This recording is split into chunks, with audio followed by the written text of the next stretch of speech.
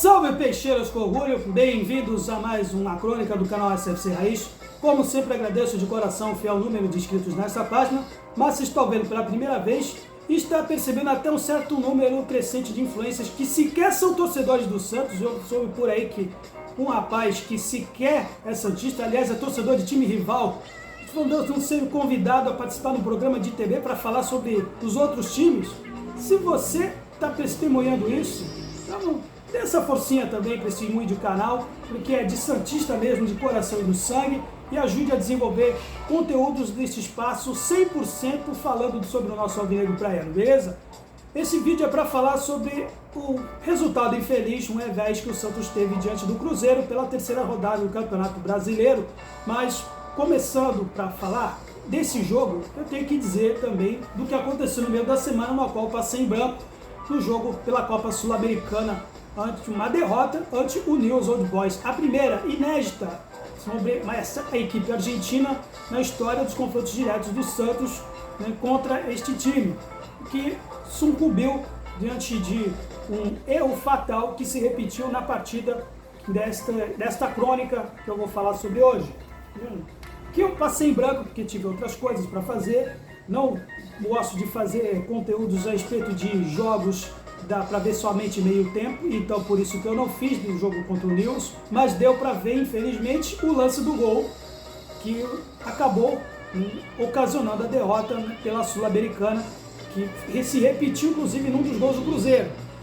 Um lance de bola espetada na área, na qual, eu vou dar o pitaco aqui, o João Paulo falhou, esse é um pitaco meu, no lance que originou anteriormente, né, um cruzamento do lado oposto, na qual ele ficou indeciso, e aliás é um defeito crônico que o João Paulo tem, não só dele, como alguns goleiros do Santos que foram treinados pelo Azul.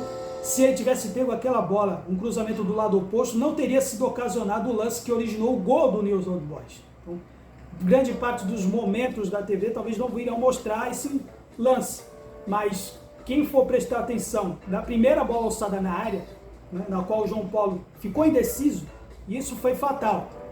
Não foi somente falha dele, somente da cobertura da zaga como um todo, que eu vou falar aqui, inclusive, traçar um paralelo desse resultado no meio da semana com o que ocorreu agora nesse jogo que o Santos perdeu por placar de 2-1, né, no jogo que encerrou a temporada de sequência enfrentando times mineiros pelo Brasileirão, né, uma derrota, um empate e uma vitória. E é pouco, podíamos ter, inclusive, um resultado melhor, assim como foi no jogo contra o Newell's, né?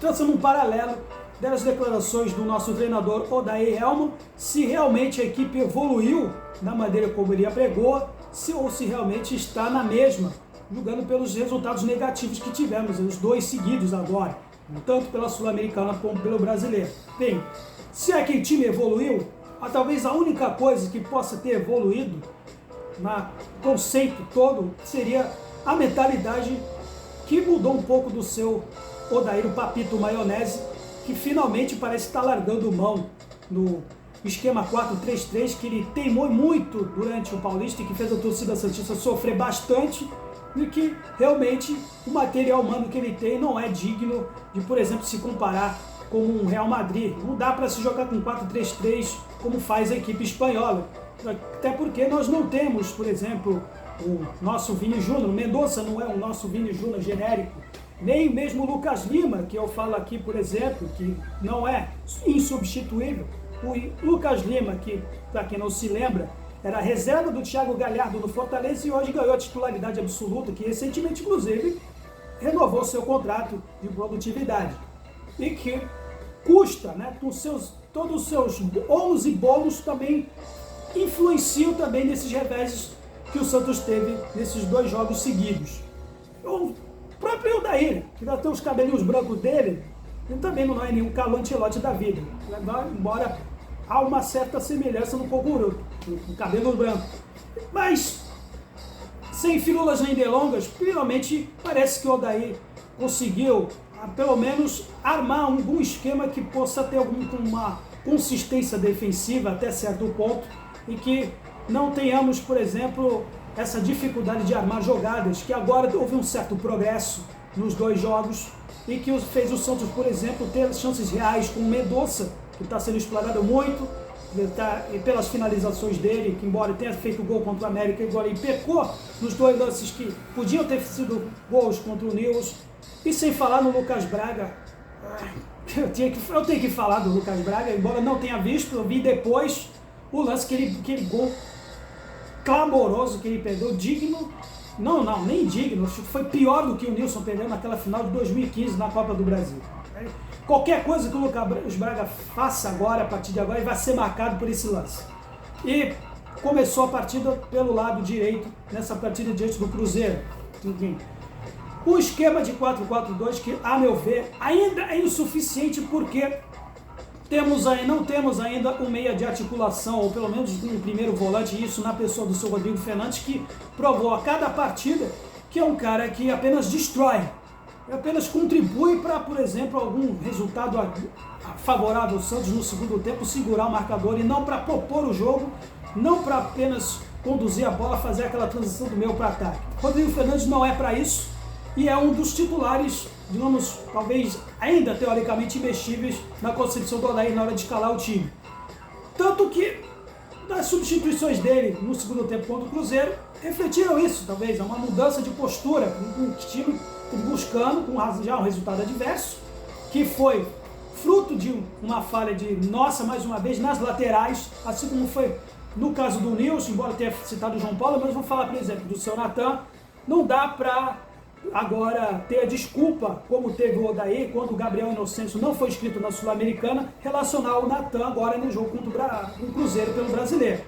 Gabriel Inocêncio está inscrito no Brasileiro, o seu Odair, então se você tem o Gabriel Inocêncio, não dá mais para insistir com o Natan, que não faz absolutamente nada e não agrega nada nesse seu time.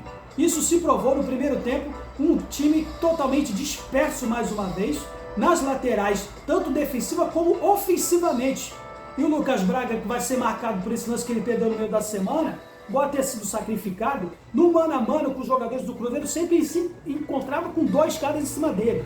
E nada do Natan aparecer para pelo menos fazer a cobertura, coisa que, por exemplo, Lucas Pires, criticado, limitado, pelo menos ele faz esse tipo de coisa, ele ensaia esse tipo de coisa, embora também tenha falhado no lance do primeiro gol. No primeiro lance, no gol que saiu, né, uma avenida dos 2 lados, cruzamento espetado na área, e cadê o Natan para fazer a cobertura do lance? Foi o Lucas Pires que estava ali. Estava ali para fazer a cobertura dele. Cadê o Natan? Pois é, senhor Odair. Nesse ponto você não evoluiu nada. Pelo menos houve um retrocesso ainda. Você está estagnado. Insistir com esse rapaz que falhou no lance do gol, terceiro gol contra o América. E falhou novamente. Mais uma vez. Tanto que no segundo tempo você teve que fazer, né, escalou, logo no início do segundo tempo, escalou, fez 2 mexidas com o Ângelo, além, na saída com o Lucas Braga, na entrada dele com a saída do Natan, finalmente, junto com o Gabriel Inocêncio. O time conseguiu, né, finalmente igualar o marcador, em função também de uma falha, um contra-ataque que propiciado pelo time do Cruzeiro também. E essa talvez foi a proposta do Odair nesse esquema dele, que talvez melhore um pouco nas partidas subsequentes, na assistência do Marcos Leonardo com o Ângelo. Mas o contra-ataque, mais uma vez, foi fatal no lance definitivo que deu números finais da partida. No lance que nós estávamos com a bola parada e pagamos pelo preço de não termos o Dodi, que estava suspenso, com o Camacho, que hoje fez a função dele, e todo mundo sabe que ele não é mais nenhum garoto, e para fazer a cobertura, depender de Camacho para fazer a cobertura de zaga no contra-ataque é fatal. E foi o que aconteceu no lance de contra-ataque rápido deles, da qual a gente não conseguiu ganhar a primeira bola aérea. Eles foram mais rápidos e merecidamente fizeram o gol. Merecidamente fizeram o resultado, fizeram por merecer, porque foram mais eficientes.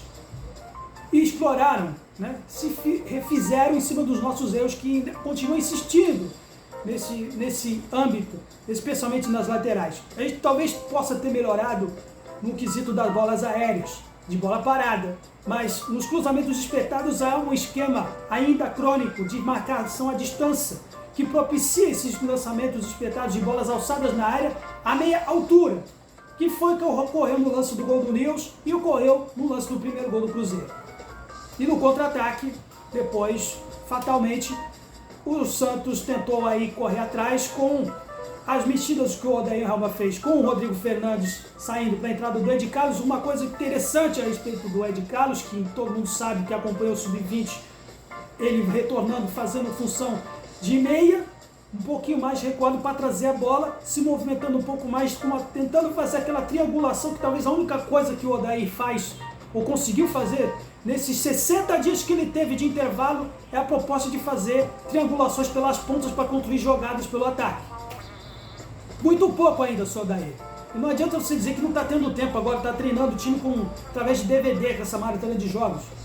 Você teve esse tempo todo no intervalo para o Paulista para rever certas coisas, inclusive esses problemas crônicos de cruzamentos dos adversários. O Lucas Lima continuou. Não deu para entender por que o Lucas Lima continuou, porque embora ele seja uma referência no time, não dá para cravar que ele seja titular absoluto, porque também, quando uma equipe adversária tem volantes velozes que sobem para a área, o Lucas Lima não consegue acompanhar. Isso aconteceu de novo, aconteceu contra o Nils, aconteceu contra o Cruzeiro, e não dá para entender, seu Odair, por que o Ivonei sequer está sendo relacionado no banco. Se o Daniel Ruiz, que entrou hoje e também não agregou muita coisa, ele está sendo queridinho talvez dos empresários, da diretoria, que talvez andam pressionando para você ser escalado, que é um vaticínio aqui. Eu espero que eu esteja errado, mas já acontece isso no Santos. Aconteceu com o Zanocelo, pode acontecer com o Daniel Ruiz. Se o Daniel Ruiz tem chance nesse time, o Ivonei também não pode ficar de fora. Embora ele não seja nenhum abraço-tempo também, mas numa equipe nivelada por baixo, ele também merece uma chance. Eu acho que hoje seria muito mais útil explorar esse rapaz, o Ivonei, do que em certos momentos que teve com o Daniel Ruiz, ou até mesmo o próprio Ed Carlos. Embora seja até mais habilidoso no propor o jogo do que o Rodrigo Fernandes, não é o cacuete dele de ficar trazendo, correndo de um lado para o outro. No caso, no campo de defesa, como quase primeiro volante. Primeiro, segundo volante hoje que fez o Odair fez com o Ed Carlos hoje. E vemos o Ângelo, que muito criticado hoje, eu vi inclusive comentários depreciativos a respeito dele, só que ele fez o gol.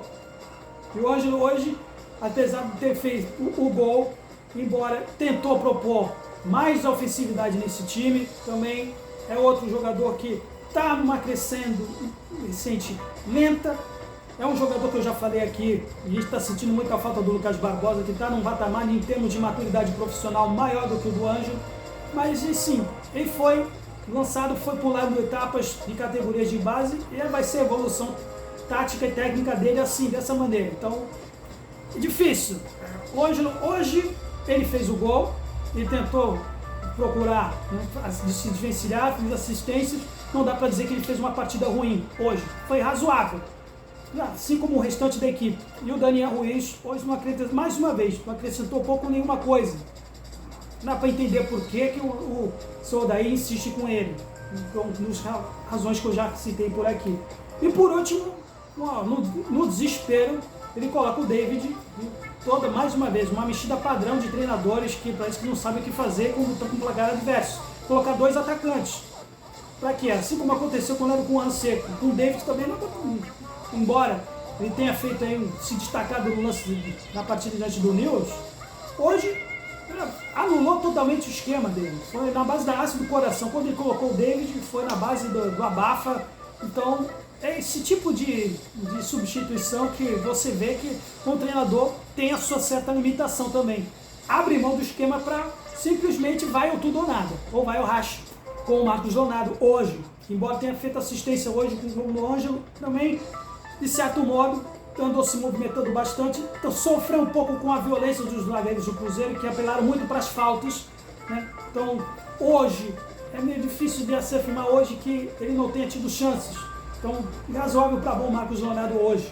Mas é muito pouco diante de uma equipe que ainda continua com esses problemas de construção de jogadas, se limita única e exclusivamente jogando pelas pontas e ainda falta algum articulador no meio, especialmente para fazer alguma companhia para o Lucas Lima, ou se não for o Lucas Lima também, que ele sabe que ele não vai durar os 90 minutos, alguém que tenha alguma proposta, pelo menos para Por exemplo, hoje nós tivemos um lance bem interessante de chute de longa distância logo no início do jogo, que foi protagonizado pelo o Rodrigo Fernandes.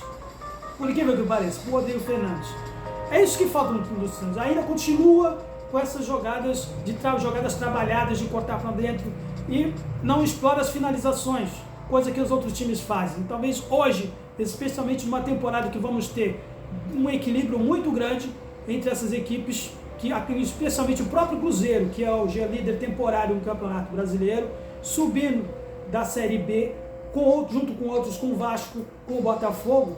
O Santos precisa tomar muito cuidado, especialmente no quesito das finalizações, porque exatamente são certos pequenos detalhes que farão diferença lá na frente nas últimas rodadas. Não adianta você fazer firulas ou construir jogadas se você não tem a última bola, e coisa que o Santos ainda não tem e precisa muito. Seja o tempo que tiver, Odair, você teve 2 meses, não adianta você dizer que não teve tempo. Agora se vira nos 30 para você arrumar o tempo para você fazer aquilo que você pregou na coletiva de imprensa de treinar finalizações. Tendo isso, por hoje é apenas isso, é só, e até a próxima partida. Se você gostou, deixe sugestões e críticas na seção de comentários, e até a próxima. Santos sempre Santos, valeu!